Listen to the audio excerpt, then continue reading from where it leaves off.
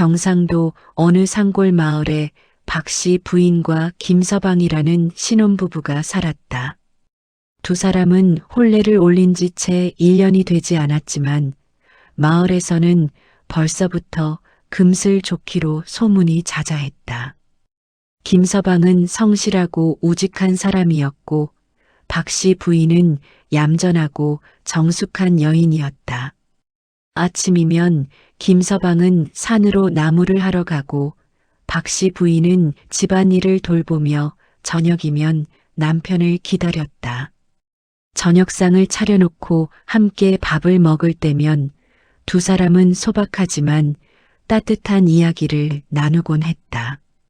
오늘은 산에서 무얼 보았소?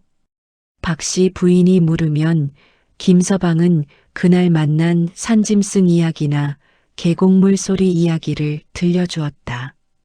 그럴 때마다 박씨 부인은 웃으며 고개를 끄덕였고 김서방도 아내의 웃는 얼굴을 보며 하루의 피로를 잊곤 했다. 마을 사람들은 그런 두 사람을 보며 저렇게 다정한 부부가 또 있을까 하고 부러워했다. 어느 가을날이었다. 김서방은 평소처럼 도끼를 들고 산으로 나무를 하러 갔다. 그런데 그날따라 산속 깊은 곳까지 들어가게 되었고 해가 지도록 돌아오지 않았다. 박씨 부인은 저녁상을 차려놓고 문 앞에 서서 남편을 기다렸지만 밤이 깊도록 김서방의 모습은 보이지 않았다. 이틀째 되는 날에도 사흘째 되는 날에도 남편은 돌아오지 않았다. 박씨 부인은 마음을 졸이며 밤낮으로 기도를 올렸다. 나흘째 되는 날 저녁 무렵 드디어 김서방이 돌아왔다. 박씨 부인은 반가운 마음에 달려나가 남편을 맞이했다. 여보, 어디 아프신 데는 없으시오? 얼마나 걱정했는지 아시오? 김서방은 피곤한 듯 고개를 끄덕이며 말했다. 산속에서 길을 잃어 헤맸소. 이제 돌아왔으니 걱정 말구려.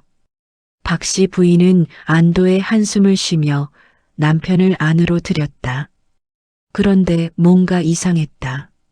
남편의 목소리는 분명 김서방의 것이었고 얼굴도 그대로였지만 어딘가 미묘하게 다른 느낌이 들었다. 눈빛이 예전만큼 따뜻하지 않았고 말투도 어딘지 어색했다. 박씨 부인은 그저 피곤해서 그런가 보다 생각하며 밥상을 차렸다.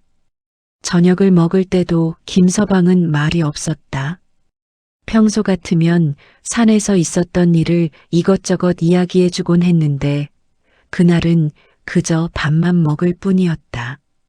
박씨 부인이 물어도 짧게 대답할 뿐 더 이상 말을 잇지 않았다.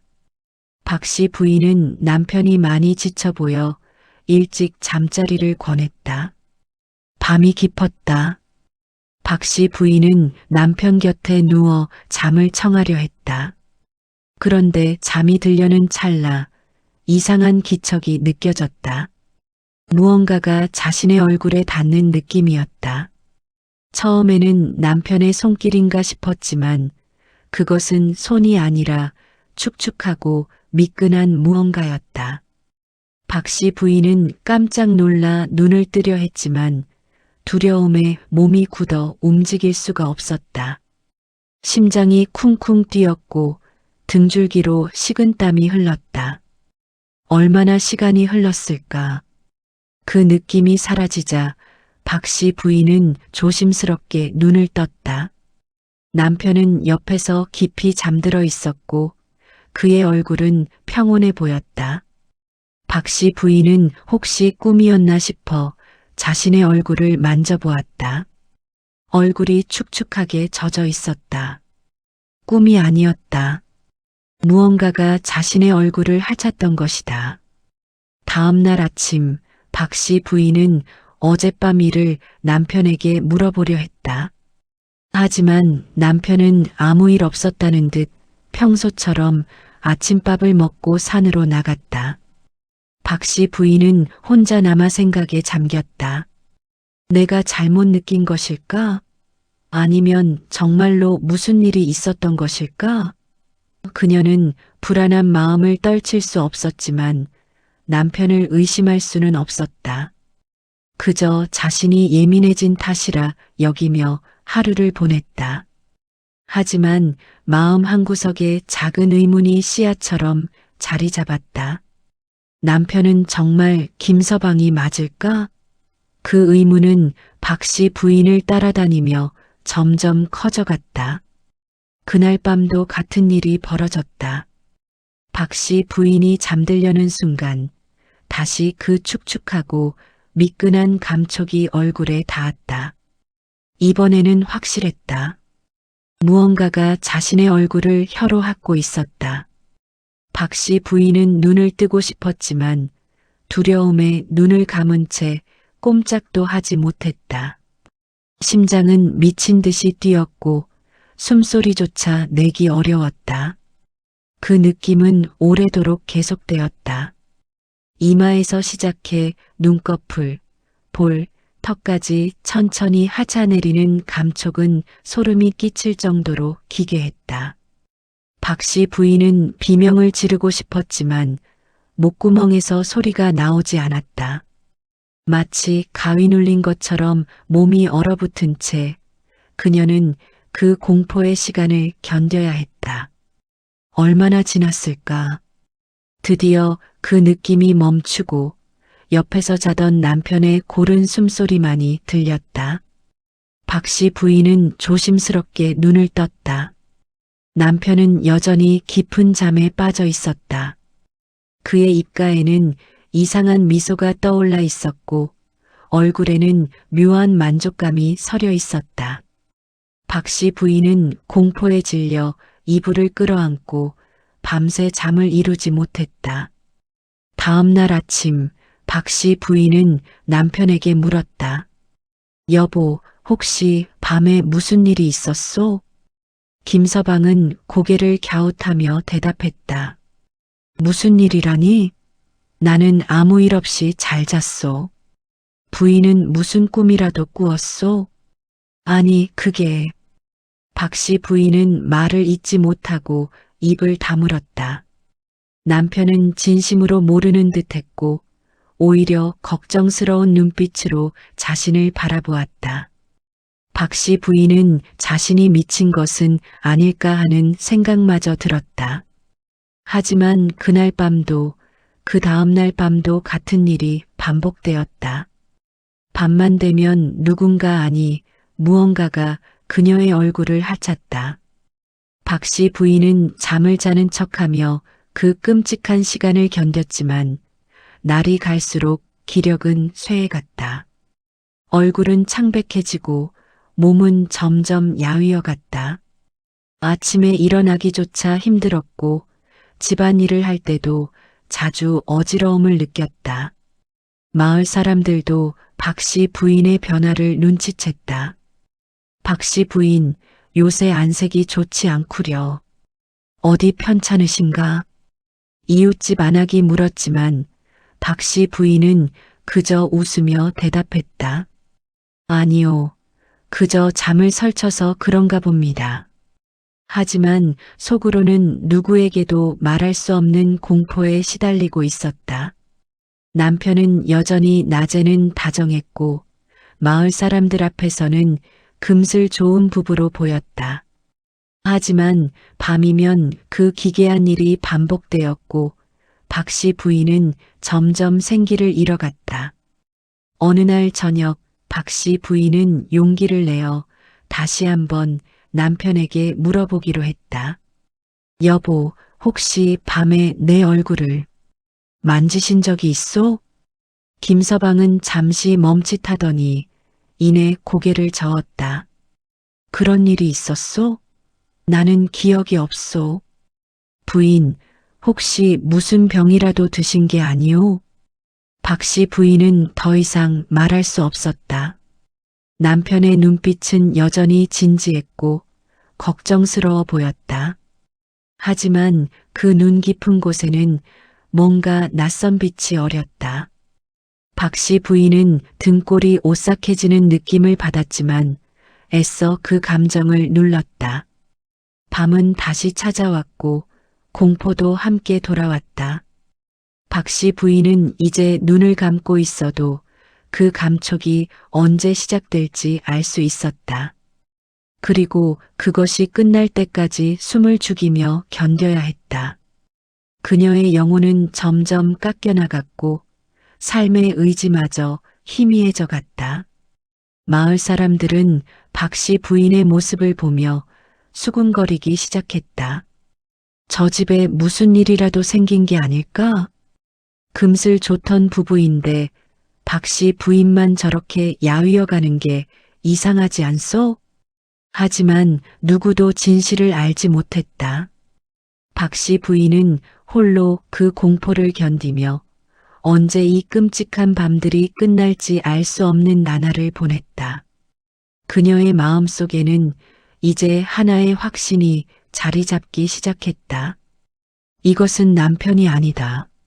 무언가 다른 것이 남편의 모습을 하고 있다. 하지만 그 확신을 입 밖에 낼 수는 없었다.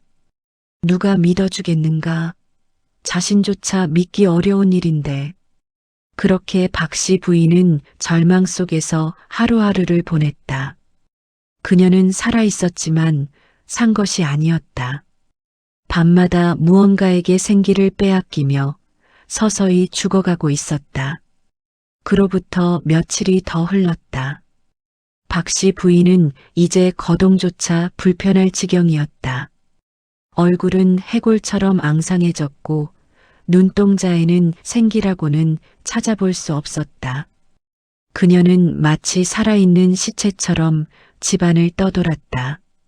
마을 사람들은 더 이상 지나치지 못하고 걱정을 표했지만 박 씨 부인은 그저 괜찮다는 말만 되풀이할 뿐이었다.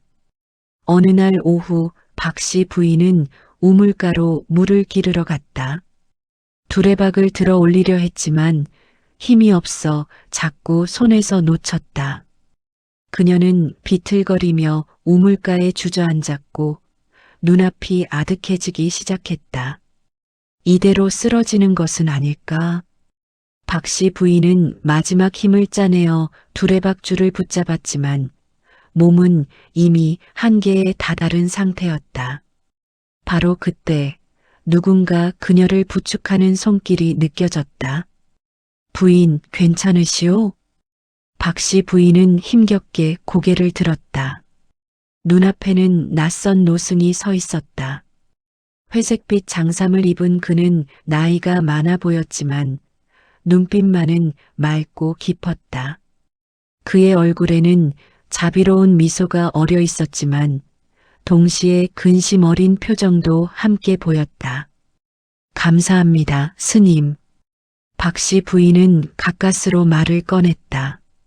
노승은 그녀를 우물가 돌에 앉히고 잠시 그녀의 얼굴을 들여다보았다. 그의 눈빛이 심상치 않게 변했다. 마치 무언가를 꿰뚫어 보는 듯한 눈빛이었다. 부인, 집안에 무슨 이상한 일이 벌어지고 있지 않소? 노승의 물음에 박 씨 부인은 움찔했다. 어떻게 알았을까? 노승은 그녀의 반응을 보고 고개를 끄덕이며 다시 물었다. 혹시 밤마다 무언가에게 괴롭힘을 당하고 있지는 않소? 그 말에 박 씨 부인은 참았던 눈물이 터져 나왔다. 그동안 누구에게도 말할 수 없었던 고통이 한꺼번에 쏟아져 나왔다. 그녀는 울먹이며 밤마다 겪는 기괴한 일을 털어놓았다. 스님, 제 남편이 밤마다 제 얼굴을 합습니다. 처음에는 꿈인 줄 알았지만 이제는 분명히 알겠습니다. 남편이 무언가에 홀린 것 같습니다.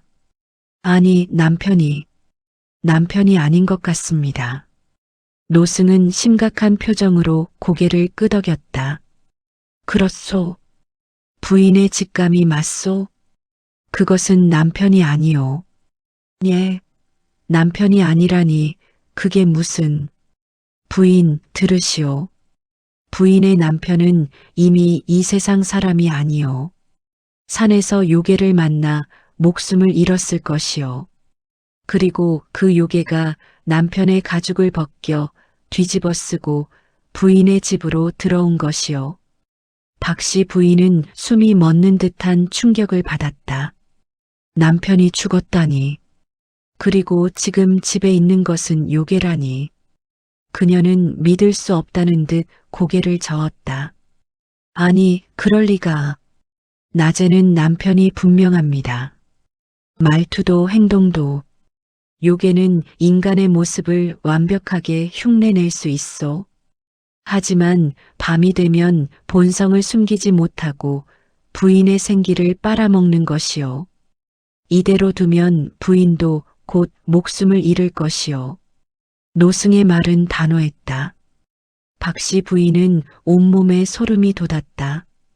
자신이 그토록 사랑했던 남편이 이미 죽었고 지금 함께 사는 것은 남편을 죽인 요괴라니.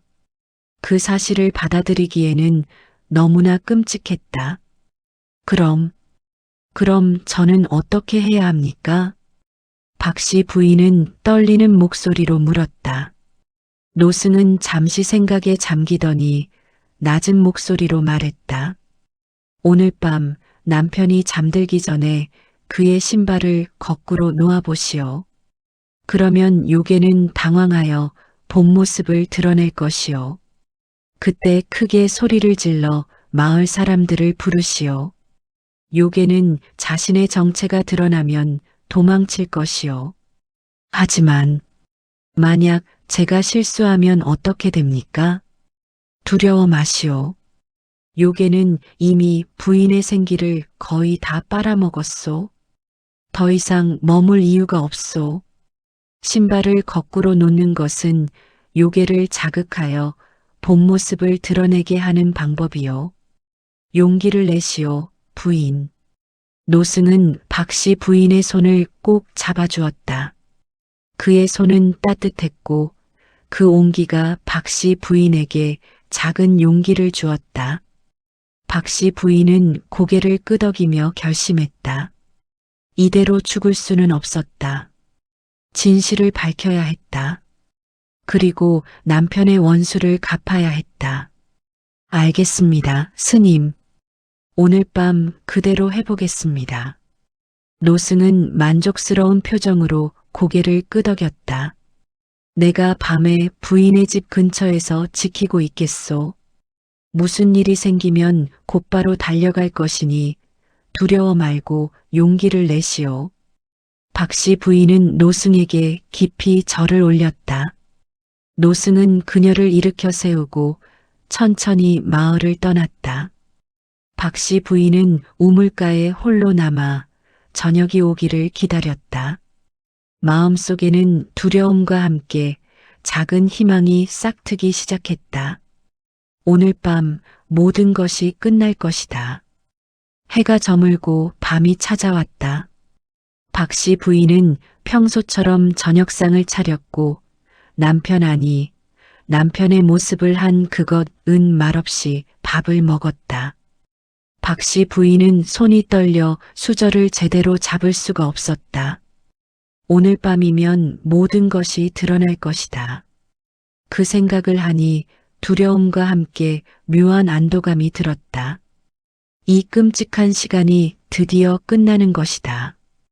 부인, 안색이 더 나빠진 것 같소. 오늘은 일찍 쉬는 게 좋겠소.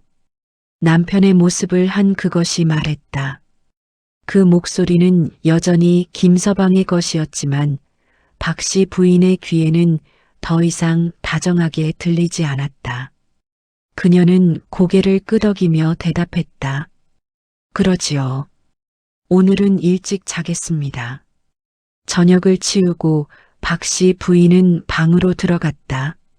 남편의 모습을 한 그것도 따라 들어와 이불을 펴고 누웠다. 박씨 부인은 심호흡을 하며 마음을 가다듬었다. 노승이 일러준 대로 해야 한다. 남편의 신발을 거꾸로 놓는 것. 그것만 하면 된다.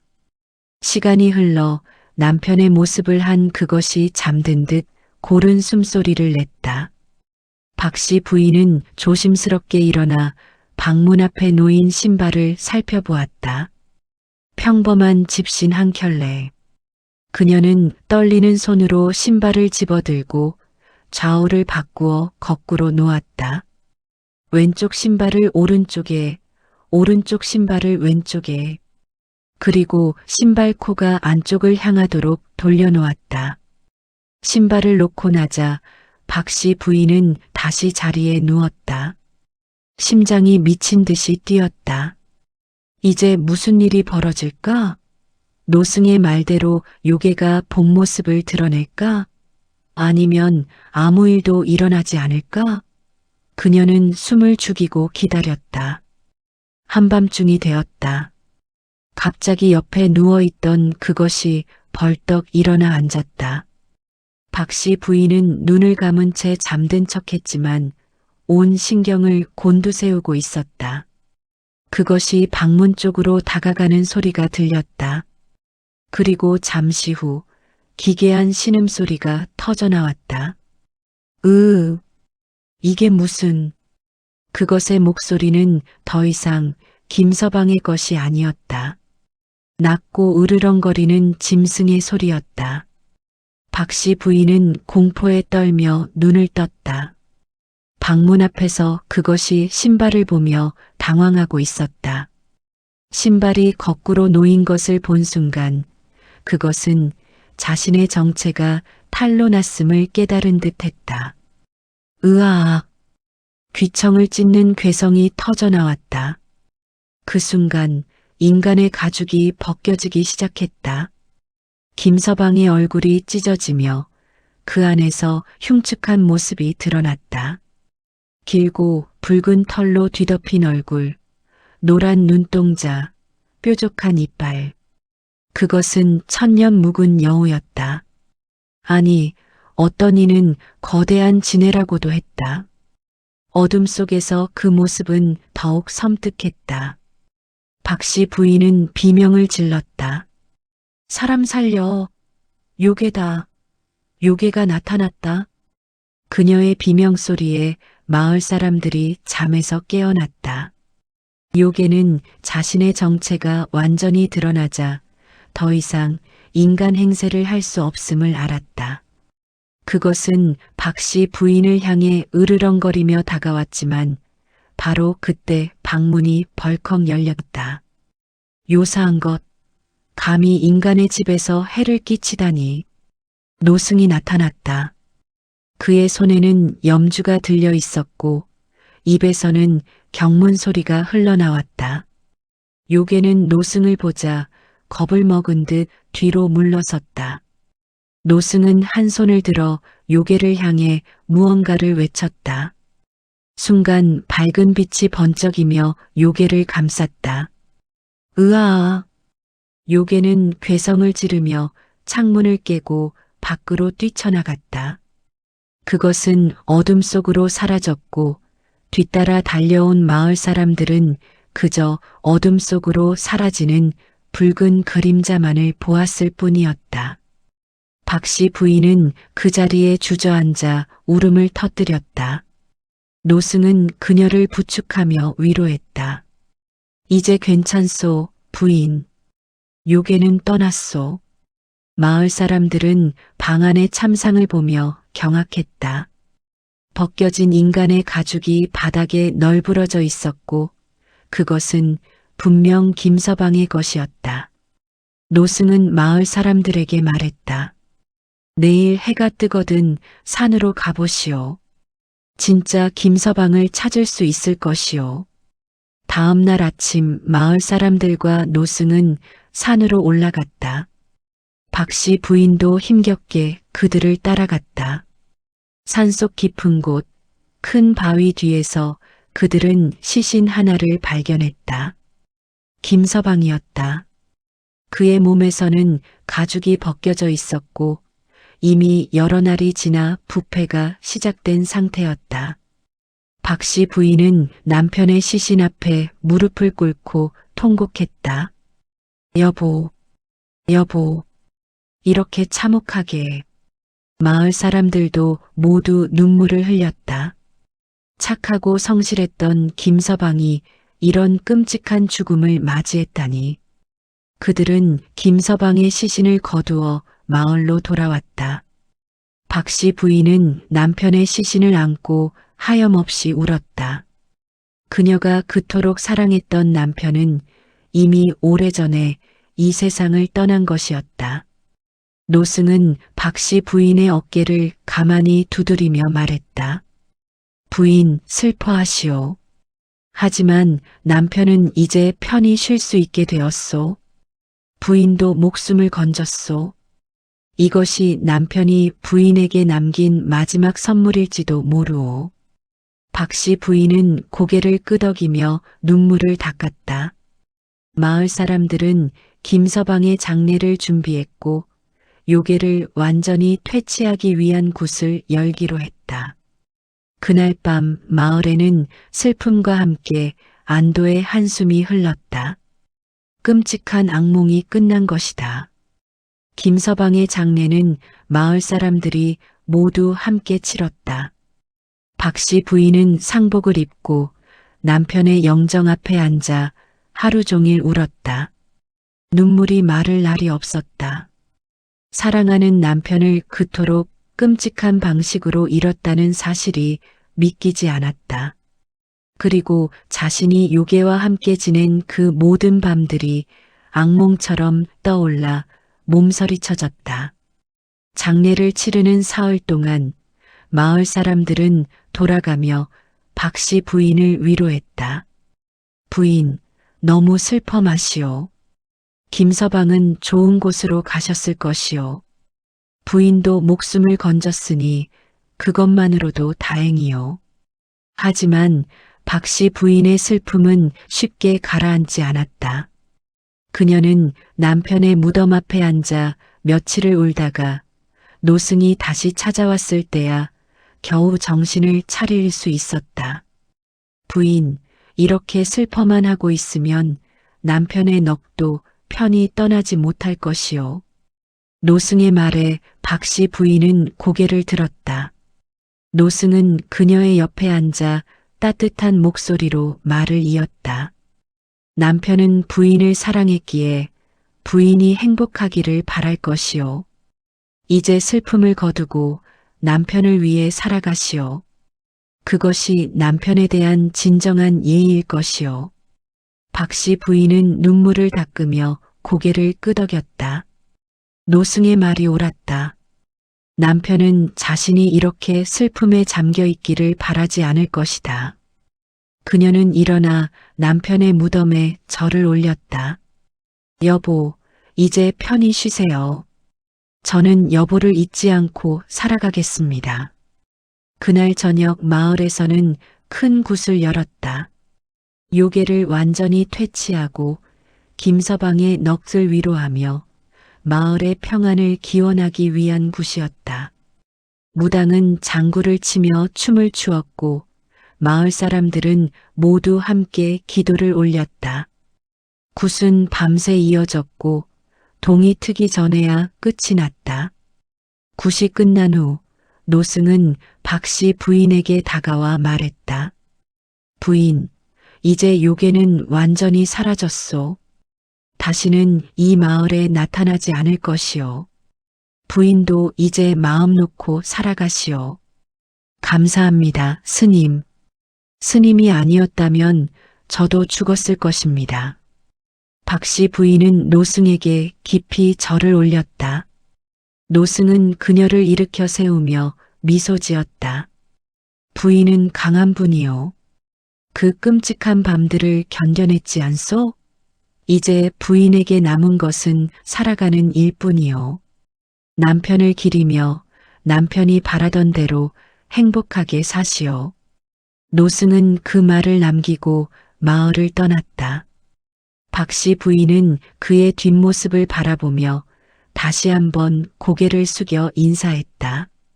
세월이 흘렀다. 박씨 부인은 남편의 무덤을 돌보며 조용히 살아갔다.